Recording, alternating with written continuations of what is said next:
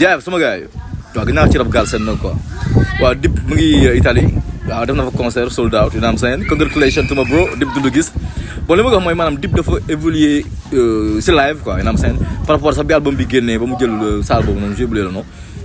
day def live day play with the band def live dafa ñor quoi maanaam léegi Dip dafa ñeme live quoi you know what I'm saying live yu neex lay def quoi you know what I'm saying tu vois donc live moom rien à dire mais man su ma bëggee apporter sama touche mooy maanaam tey Dip dafa am loo xam ne moom la manqué Ngaaka Blindé am ko quoi te Ngaaka Blindé moom la am sax par rapport ak yeneen rappeurs yëpp comme so daal da ko manqué Bon Lyrical da ko manqué Issaoui Fil rappeurs sénégalais yu bëri ñu ko manqué mooy maanaam scène décor scénique maanaam tey jii maanaam Issaoui Fil gars yi dinañ presté mais seen décor scénique moo des maanaam tey comme Ngaaka Blindé day ñëw def ay chorégraphie ànd ak booy feccandoog ñoom boo xoolee comme naan Baba Ndiaye yaa day dikk waaw maa day dikk Dakar day feccandoog ñoom indi ay jéembe maanaam sur le plan décor ak présence scénique bi occupé scène bi loolu Ngaaka Blindé moo si jël pay vrai artiste la dinaa rien à envier ay gars yi ay Chris Brown ni ñuy kii parce que même décor bi lay indi day maanaam yemul si rek maanaam ñëw jël son dóor non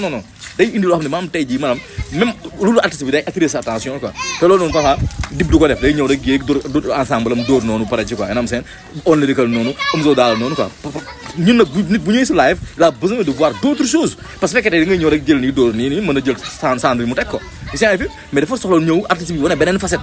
dóor ba si yàgg fecc ànd chorégraphie bi bàcc Issaoui Fil comme Dip loolu mu defoon ci main yu clip bi mais bu ko defoon en live dóor bi si yàgg bàyyi ko feccandoo chorégraphie ñëwaat dóoraat mais loolu day nice quoi tu vois te loolu Ngaaka Blindé moo ko naan rap Galsen quoi moom rek mooy ñëw tey ji di def benn live boo xam ne tey ji da lay indi lépp di jël instruit teg ko na lay indi sabar dóor jékki-jékki fecc fii defaat loolu noonu il investit beaucoup sur ça quoi donc Dip maîtrise na jouer ak orchestre maîtrise na live bi nii mi ngi dóor mais décor bi la war a yokk quoi man à mon avis quoi te moom kese quoi yeneen rappeurs Sénégal bi ñu ko def quoi yaa ngi Ngaaka Blindé ki fait ça léegi nga dégg Iblis na naan non effet xarbel ak effet kii Sénégal moom neexul waxee dëgg quoi y a beaucoup Dip boo ko c'est que li ma def ni dëgg la quoi mais il faut nga def affaire yi